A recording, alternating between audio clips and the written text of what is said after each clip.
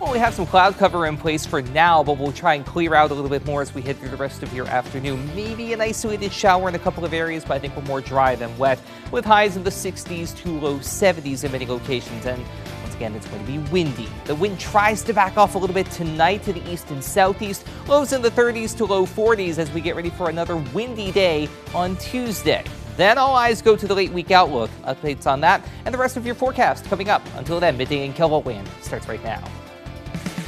Live from KELOLAND Media Group, Midday in KELOLAND. Units in southwestern South Dakota make a backcountry rescue for a hiker in need of help. Plus, opening statements get underway in Trump's first criminal trial. I'm Jared Hill outside the courthouse in Manhattan with why legal experts say data shows that this day is so important. good afternoon and thanks for having us in. A hiker is doing well this midday thanks to units with Rockerville and Pennington County rescuers. The person had been hiking much of yesterday afternoon, became lightheaded and called 911. They were able to give dispatch coordinates for their location. Rescue crews found the hiker in the backcountry, did a quick assessment, and then used a UTV to help the hiker get back to their car. Opening statements began this morning in former President Donald Trump's historic criminal trial in New York. The presumptive Republican presidential nominee is accused of falsifying business records related to a so-called hush money payment during his 2016 campaign. Trump denies any wrongdoing and claims the trial is politically motivated. Jared Hill reports from outside the courthouse in Manhattan.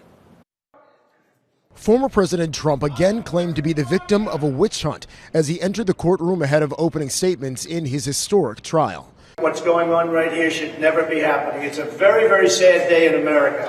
Trump faces 34 felony counts of falsifying business records. He's accused of using his former lawyer, Michael Cohen, to funnel payments to adult film star Stormy Daniels. In their opening statement, prosecutors said Trump, quote, orchestrated a criminal scheme to corrupt the 2016 election. Trump denies any wrongdoing. This is their most important day besides jury selection. And CBS News legal analyst Ricky Kleeman says there's a reason. Studies have shown many jurors make up their minds during opening statements. If you hear a persuasive story and then you hear another persuasive story, you make a decision as to which one you believe. And if you get invested in that belief, it takes a lot to knock you off. Former National Enquirer publisher David Pecker is expected to be the prosecution's first witness and to testify about alleged catch-and-kill scheme to purchase and prevent the circulation of negative Trump stories. Because he has to be here for the trial, the presumptive Republican presidential nominee has largely been sidelined from the campaign trail. I'm here instead of being able to be in Pennsylvania and Georgia and lots of other places campaigning. The trial is expected to last several weeks. Jared Hill, CBS News, New York. Lawyers for the former president are fighting legal battles on two fronts today. In addition to this criminal trial, there's also a hearing related to the $175 million bond Trump put up in his New York civil fraud case. Pivoting to weather, it's pretty quiet out there right now. It might be for the next few days, but Adam, Friday could be interesting. Yeah, we're keeping an eye on the end of the work and school week. We've actually been watching this since yesterday, where there was an elevated risk just to the south and east of the area.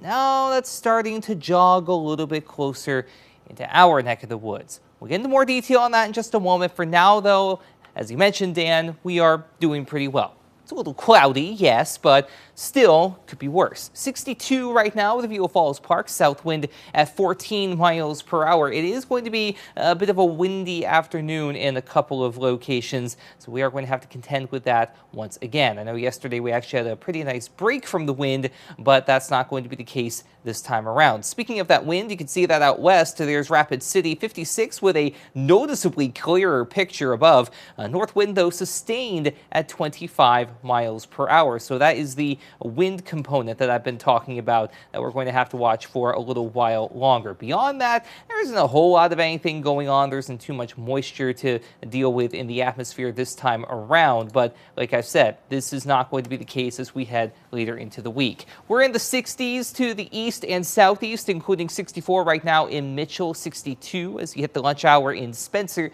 Worthington 61, Huron 60, Aberdeen and Pierre at 63, above 56 out in Buffalo, 52 for spearfish, and 62 in Valentine. There are your sustained winds at 15 to 25 miles per hour in many locations, even upward of 30 miles per hour towards Spencer and Buffalo, for example. And over the last hour, we have seen some higher gusts approaching 40 to 45 miles per hour, especially in the aforementioned locations of Spencer and Buffalo, 43 and 46 miles per hour, respectively. Then we just have that little cold front that we're watching. It's kicking up cloud cover East River, sunnier skies though out to the west. And yes, there is a little bit of rain out there, and I do mean a little bit. If you do find yourself under one of those showers, maybe a couple of hundredths of an inch of rain will come out of that. But beyond that, not everybody is going to see something, and more often than not, we stay dry. We do also try to gradually clear out as we go through the rest of your day, with highs near, if not right around 70 for southeastern KELOLAND, but it's going to be windy by day. Same rules apply up to the northeast, a windy afternoon, but temperatures in the mid to upper 60s as we gradually clear out. We do get in on more sunshine overall out in the western portions of South Dakota. Temperatures will be in the 60s with a couple of 50s up in the higher elevations of the Black Hills. We'll talk about that Friday outlook and the rest of your 7-day forecast coming up. All right, thank you, Adam. Landscape Garden Centers in Sioux Falls is marking Earth Week by giving away thousands of trees. Landscape Garden Centers is handing out a variety of saplings, including hackberry, maple, and oak, to schools and daycares across Sioux Falls to celebrate Earth Day and Arbor Day.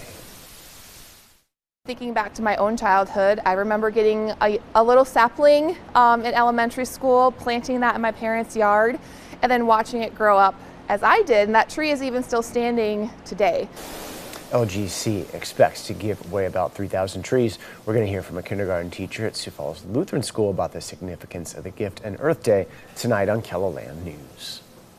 Tom Roberts has been writing Christmas books to benefit Children's Home Society for more than 20 years. His 8 books have sold 65,000 copies, raising more than $1.6 million for the children and families served by CHS. Tom and his wife, Tammy, each work for the organization, but their connection to the nonprofit started long before their jobs or the books. And she and I had been involved as volunteers to help with a Christmas party for the kids here at Children's Home Society. And that experience made a very significant impact on the both of us. So much so that when we were thinking about what charities we would like to benefit with our little book project, they were the first to come to mind. And you know, Tom and I just kind of sensed that we had something that was unique, using his talents, using my marketing talents, and being able to raise money for the kids. So. Tom plans to retire at the end of May, ending the Christmas book project. In tonight's Eye on KELOLAND, we're going to tell you how the book project got its start and what the dollars raised have meant to CHS.